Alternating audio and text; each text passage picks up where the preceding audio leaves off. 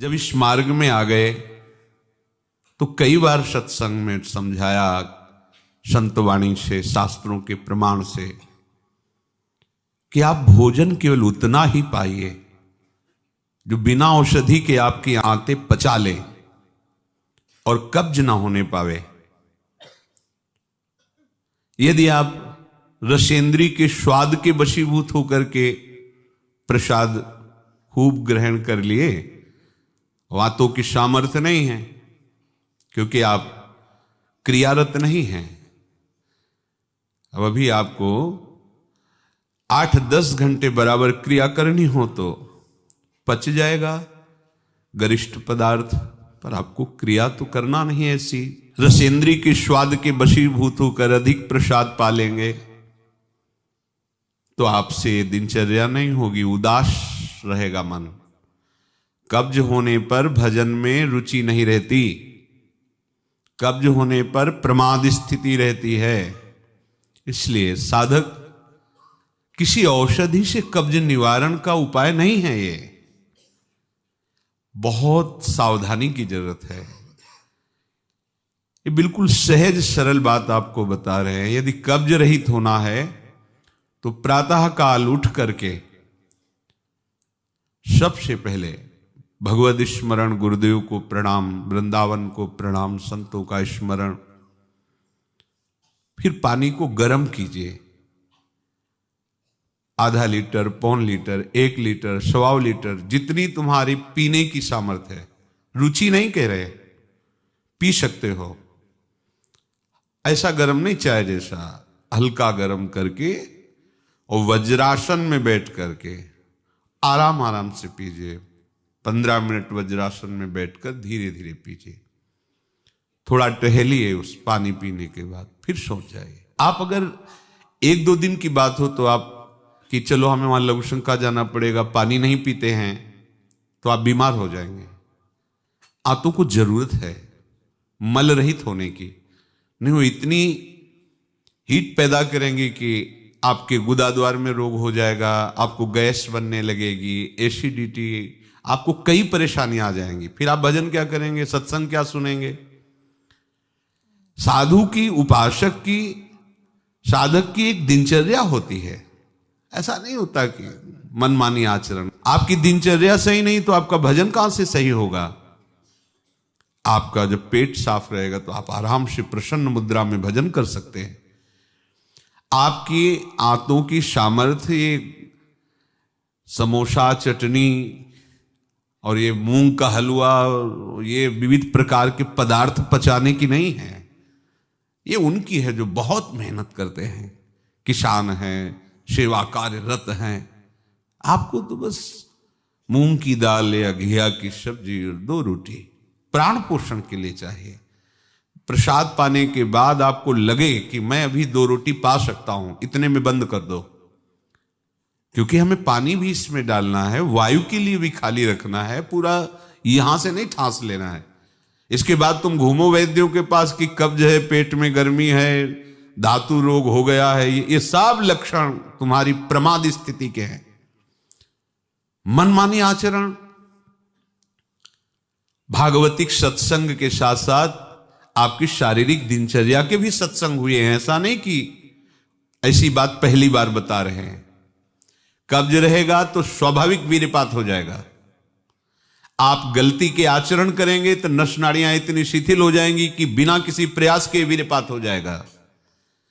नाना प्रकार की मन की जो वृत्तियां हैं उनको रोकने के लिए पहले हमें थोड़ा शरीर को स्वस्थ रखना है। स्वस्थ रखने का मतलब चर्बी बढ़ाना नहीं है। हल्का भोजन, साधक हो आप, प्रभु के भोग में सब कुछ बन रहा है, वो पा रहे हैं, उनकी महिमा है। हम इतना ले लेते हैं, प्रसाद भी हो गया, अपना जीवन यापन करते हुए भजन कर रहे हैं। कम भोजन, बिल्कुल कम नहीं, पर कम भोजन ये हमारी आध्यात्मिक शक्ति को बढ़ाता है। अधिक भोजन, सात्विक हो तो भी तमोगुण बन जाता है।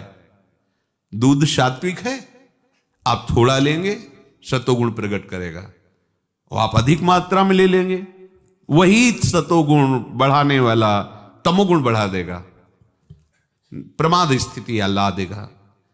पेट साफ नहीं हुआ और डालते चले जा रहे हो तो क्या होगा? हाथों में वो जलन, ताप ऐसा पैदा होगा कि प्लास्टिक की तरह कड़ा हो जाएगा मल, और वही आपके फिर गुदाद्वार रोग और भी कई तरह के रोग। आप समझते नहीं। अरे भजन करने के लिए हमें जो अध्यात्म में चलना है, हमारी ये शरीर रूपी गाड़ी स्वस्थ होनी चाहिए। प्रारब्ध वशात अचानक कोई भयानक रोग आता है, वो हमें प्रभु सामर्थ्य देते हैं, नाम भगवान सामर्थ्य देते हैं, हम जिनका जप कर रहे हैं। लेकिन हम प्रमाद स्थिति में, तुम इनको पदार्थों को अच्छा समझते हो क्या? प्राण पोषण के लिए केवल जरूरत है, और ऐसा मत समझे कि अच्छे पदार्थ खा काहे को तुम मन की चक्कर में फंस रहे हो। संयम से चलो। पेट नहीं साफ हुआ, भोजन नहीं पाना, मत। खीरा ले लिया, मूली ले ली, काम चला ले। एक बार दोपहर में पा ले 2 खीरा 2 मूली, बस शांत। प्राण पोषण के लिए हो गया, अपने आप साफ हो जाएगा। सुबह जब पानी पियोगे एकदम साफ हो जाएगा। नहीं, भजन कहां है? कहां है वो वृत्ति जिससे हमें श्यामा श्याम के सुख वाला बनना है? बस यही दुख में घूमते रहो। फिर शाम के बना, दोपहर के बना, सुबह बना, फिर भी तृप्ति नहीं होगी। मान लो मेरी बात, ये माया की चाल है। साधु अपने शरीर पर शासन करता है, इंद्रियों पर शासन करता है। शरीर को जितनी आवश्यकता बस उतना कठोर बनो। इस बात के लिए, अपने लिए कठोर बनो, दूसरे की पवाने के लिए नहीं। दूसरा तो भगवत स्वरूप मान। अपने लिए हर साधक अपने लिए शासन रखे। पहले से देख लो, एक दिन पाके देख लो, मेरा 4 रोटी से काम चल जाएगा, बाल भोग की जरूरत नहीं। मत पाओ। जब आपका पेट साफ नहीं तो बाल भोग रुकेगा नहीं, राजभोग रुकेगा नहीं, क्योंकि बर्बाद ना हो जाए ना, वो शयन भोग रुकेगा नहीं। अब वो फूलता चला जा रहा है, क्रम से मल की परत पे परत जमती चली जा रही। आप इनको समझिए। अभी आप परमार्थ के मार्ग में चले हो, आपको बहुत जरूरी शरीर को हल्का और स्वस्थ रखना, नहीं आपसे भजन नहीं हो पाएगा। ये एक दिन का विषय नहीं कि आप सत्संग में आके बैठ गए हो गया। आपको नित्य सत्संग करना है, आपको नित्य वाणी पाठ करना है, आपको नित्य भजन करना है। आपकी दिनचर्या, आपका खान पान बिल्कुल संयमित होना चाहिए। देखो, यदि आप गंदी बातें करोगे, गंदी हरकतें करोगे, तो विश्व में कोई ऐसा वैद्य नहीं कि आपको ब्रह्मचारी दवा से बना दे। मान लीजिए, हमारी प्रार्थना मान लीजिए, यदि आपने अंगों को छेड़ा नहीं है तो लिख लो, आपका ब्रह्मचर्य क्षीण नहीं हो सकता। मानसिक चिंतन गंदा, प्रक्रियाएं आपकी गंदी, खान पान आपका ठीक नहीं, तो एक रोक के आप देखते जाना, आपको भजन में रुचि क्या, शरीर को नहीं संभाल पाओगे। मान जाओ मेरी बात। 24 घंटे में प्राण पोषण के लिए 2-4 रोटी काफी है। अरे संतों ने तो कई कई दिन भोजन नहीं मिला है, भजन एक तार चला है। आप भजन के लिए आए हो, भोजन बट वो क्या भाई, भोजन के लिए थोड़ी आप आए हो, भजन के लिए। सृष्टि में किसी भी पदार्थ की कमी नहीं, माया रचित है, वो ऐसे बढ़ते चले जाएंगे। अपने को एक सीमा रखनी खान पान की। एक नए साधक को देखा कि भोजन पाने के समय एक रस्सी में गांठ बांधे हुए थे, इधर और इधर, और जब उसी गांठ से फिट करके बांध लिया भोजन पाने के पहले। बस जहां पाए तो रस्सी टाइट, जहां रस्सी टाइट हुई तो बस छोड़ दिया, भोजन में ही छोड़ दिया। ऐसे फिर कोई कितना भी प्रयास करो नहीं पाते था। ये बाहर है, आंतरिक जितेंद्रियता की बात नहीं, इसकी जरूरत नहीं रस्सी की पेट में बांधने की, पर अच्छा लगा। प्रारंभिक स्थिति में ठीक है कि हाँ जहां टाइट होगा तुम खोल, मतलब बंद कर देंगे, तो उससे पहले ही देख लो कि हमें इतना पाना। ये जहर है और ये जीवन है, दोनों बात समझो। अधिक पौष्टिक पदार्थ आपको ब्रह्मचर्य नहीं रहने देगा। अधिक पौष्टिक पदार्थ आपकी आंतें खराब हो जाएंगी, पच नहीं पाएगा, क्योंकि आपसे सेवा नहीं होती। अगर 8-10 घंटे पसीना वाली सेवा हो कि फावड़ा चल रहा है, आप हल जोत रहे हैं, बड़ी मेहनत कर रहे हैं, दौड़ भाग हो रही, चलता रहेगा, आप पाइए पच जाएगा। अब आपको सेवाएं हैं नहीं, आप मनमानी रसेंद्री की तृप्ति के लिए, ये शरीर तो पांच भौतिक ही है ना। उचित आहार कितनी बार समझाएं। जैसे भोजन आवश्यक है वैसे ही जल आवश्यक है, उतना वायु। ये पेट बना हुआ एक थैली है, तुम नहीं हो पेट, तुम नहीं हो रसेंद्री, तुम नहीं हो भोक्ता। काहे को मूर्खतावश ये जो शरीर रूपी गाड़ी मिली इसको नष्ट कर रहे हो और अपनी यात्रा को रोक रहे हो। इसका एक सिद्धांत है, एक हिस्सा अन्न, एक हिस्सा पानी और आधा हिस्सा वायु के लिए रहने दीजिए। ऐसे रखा जाता है, तभी आप देखना ऊर्जा शक्ति आपकी बढ़ेगी, भजन की वृत्ति बनेगी आपकी। अब यहां चारों हिस्सा में अन्न भरा हुआ है और ऊपर से पानी, रुचि नहीं है पीने की, क्योंकि वो अंदर ऐसा जहर बनता चला जा रहा है। जल जब जाता है तो लघु शंका के द्वारा बहुत से ऐसे पदार्थ है जो हमारे शरीर को हानि करने वाले, उनको निकालता है जल। मल की आंतों में जाकर मलाशय में वो मल को गीला करके निकालने की चेष्टा करता है। अब हम भजन को तो देख नहीं रहे हो, भोजन को देख रहे हैं। इस समय ये प्रार्थना मान लीजिए, आपका जीवन स्वस्थ होना चाहिए। अचानक कोई असाध्य रोग आता है तो भगवान सामर्थ्य देते हैं, पर आप खुद अपना नाश कर रहे हैं। अधिक भोजन करने वाला, स्थूल प्राण वाला, चंचल मन वाला कभी भजन में नहीं रुचि हो सकती। सूक्ष्म भोजन वाला, सूक्ष्म प्राण वाला, सूक्ष्म मन वाला भजन करता है। मान लीजिए आप लोग पता नहीं इतने भोजन के पीछे क्यों पड़े हैं। आपके पेट में कब्ज 2 दिन उपवास रहे, नहीं पाना है भाई, नहीं जगह है, पानी पानी अपने आप साफ हो जाएगा। नहीं, भोजन 3 टाइम डालना है। ऐसी कोई औषधि बनी है क्या कि आप कुपथ्य करते रहो, मनमानी आचरण करते रहो, आप ठीक हो जाओ?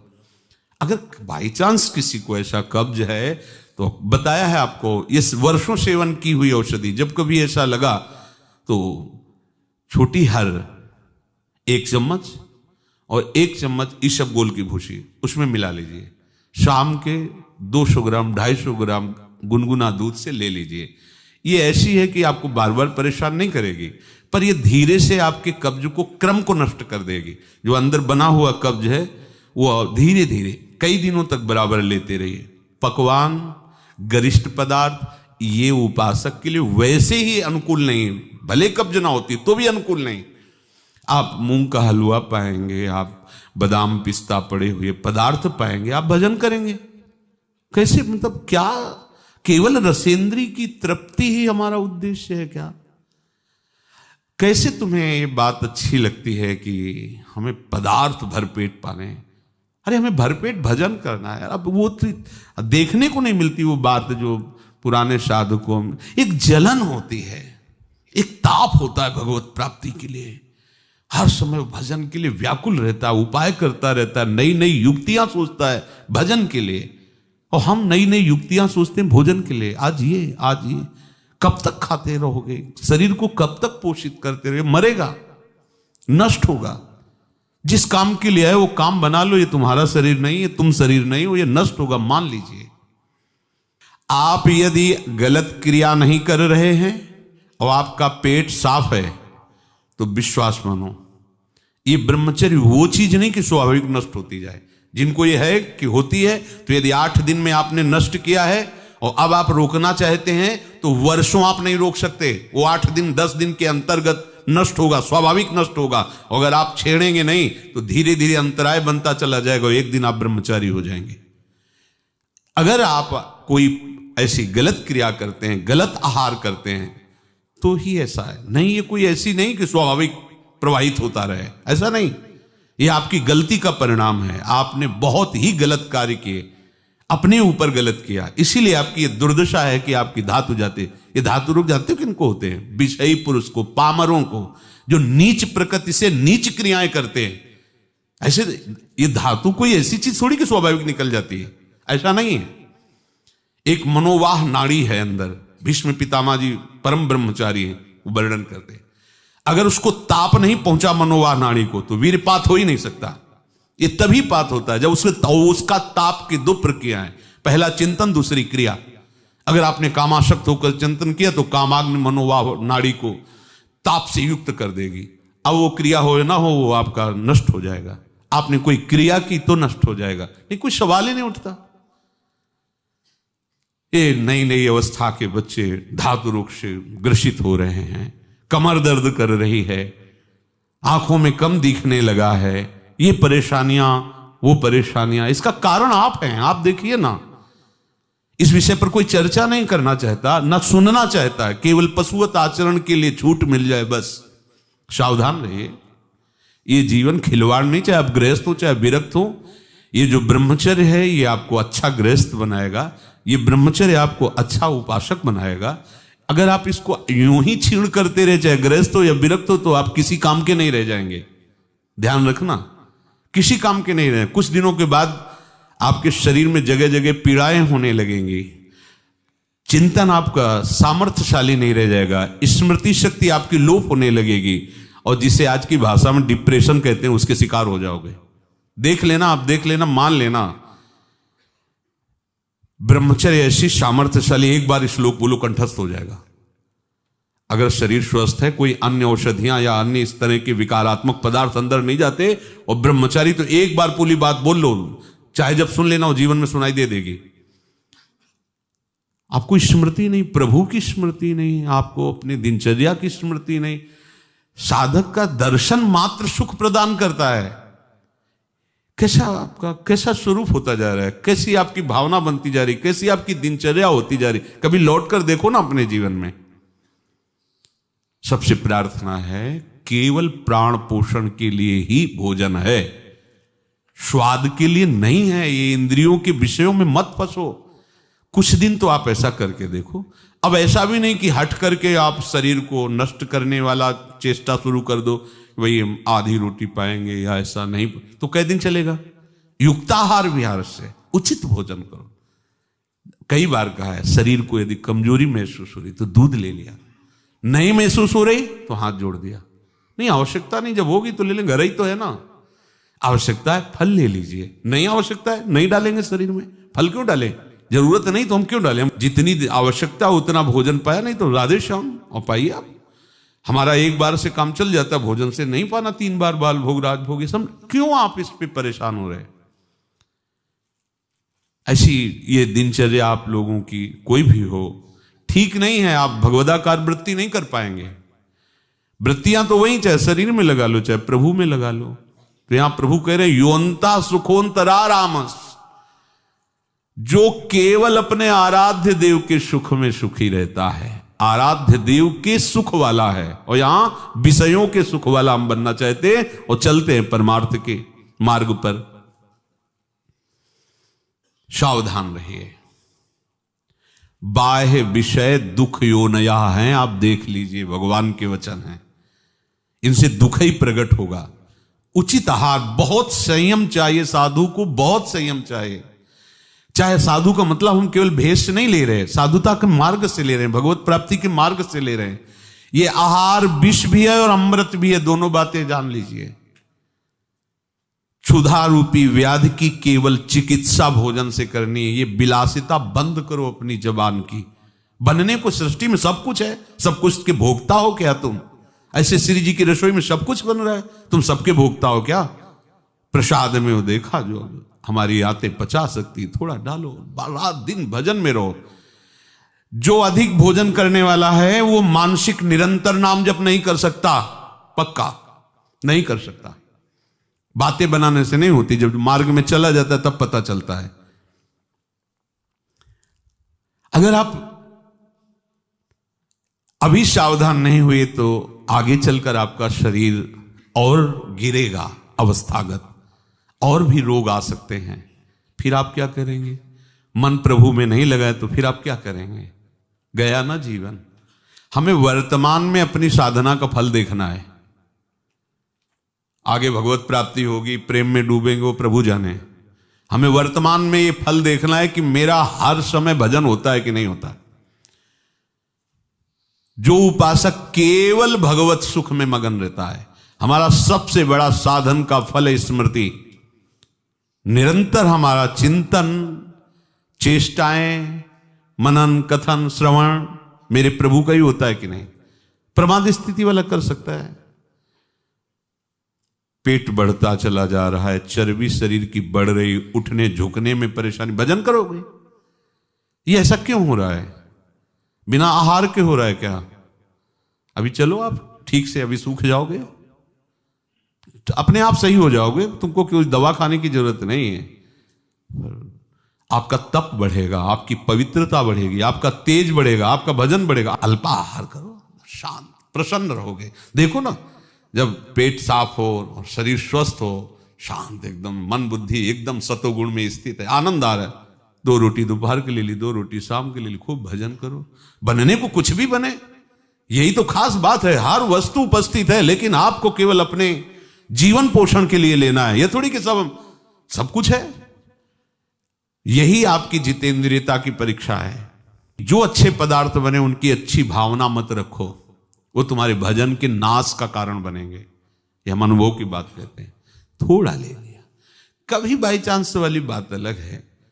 थोड़ा गुलाब जामुन बट रहे, 1 रख, मन कह रहा 20, 1 रख दीजिए, बस। पहली बार कह दिया, अब दोबारा हमसे मत पूछना। कोई पदार्थ थोड़ा रख लिया। आप ये बात को समझो, ये प्रवचन में कहने की बातें नहीं, पर इसलिए समझा रहे कि जैसे घर के सदस्यों को तो ऐसे हम आपको बता रहे, घर के सदस्य जैसे, ये बहुत आवश्यक है। ये भोजन जहर भी है, अमृत भी है, दोनों बातें समझ लो। ये आपका जो समय बर्बाद हो रहा है ना, नींद, प्रमाद स्थिति, निरंतर भगवदाकार वृत्ति ना रहना, ये सब इसका मूल कारण आपका आहार है। कई दिन भोजन नहीं मिलता साधुओं को, ऐसा नहीं कि ऐसे कहीं डाउन मिले, ऐसा नहीं होता। उनका सिंहवत स्वभाव रहता है, क्योंकि संयम, साधु का अस्त्र संयम है, उपासक का अस्त्र संयम है। मान लो आप लोग संयम के मार्ग पर चल रहे हो, उतना केवल भोजन आज से पाओ, हमारी प्रार्थना मान लो, आज्ञा मान लो, उतना पाओ। सेवा में तुम्हें थकान न महसूस हो, प्रमाद स्थिति न हो, पेट में कब्ज न हो और मन प्रमाद में स्थित न हो। सूखी रोटी और दाल पाने वाले का मन काम चिंतन नहीं करता, ध्यान रखना। वो हलवा, पूड़ी, कचौड़ी, रसगुल्ला खा के देख लो, अगर काम चिंतन न हो तो हमें बताना। ये प्रवचन पर्सनल है, आपके लिए है, अपने लिए है। इसको धारण करो, तभी आगे बढ़ोगे। आप खान पान अपना ठीक नहीं रखेंगे तो साधना आपकी नहीं बनेगी, आप निराश हो जाएंगे भगवत मार्ग से, और प्रमाद स्थिति जरूर आ जाएगी अच्छे पदार्थ पाने वाले को। आप चैन से सो नहीं सकते, इंद्रियां आपको सोने नहीं देंगी। थोड़ा सा तो आप इस बात को समझिए, आप किस मार्ग के पथिक हैं। आप अच्छे पदार्थ पाएंगे और चैन से सो जाएंगे, ऐसा कैसे हो सकता है? इंद्रियां बहुत बलवान इंद्री ग्रामो विद्वानम अपि कर सती, बड़े ज्ञानियों और विद्वानों को भी भ्रष्ट कर दे वो इंद्रियां, प्रमथन स्वभाव वाली। वो आप रसगुल्ला और हलवा खा करके सोचते हैं कि हम अपनी इंद्रियों पर विजय प्राप्त कर लेंगे। कभी थोड़ा प्रसाद रूप अलग बात है,